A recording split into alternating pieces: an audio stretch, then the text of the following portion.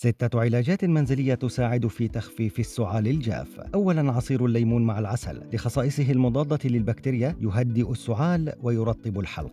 ثانيا، الزنجبيل يحسن الدورة الدموية ويخفف السعال والاحتقان. ثالثا، الكركم والحليب له خصائص مضادة للالتهاب ويساعد على تخفيف السعال وتخفيف التهيج وتعزيز المناعة. رابعا، الثوم يساعد على تقوية المناعة ومحاربة العدوى التي قد تسبب السعال. خامسا، البردقوش يساعد في تخفيف السعال المرتبط بالربو والتهاب الشعب الهوائية. سادسا، استنشاق البخار يساعد على تخفيف السعال وتفكيك البلغم.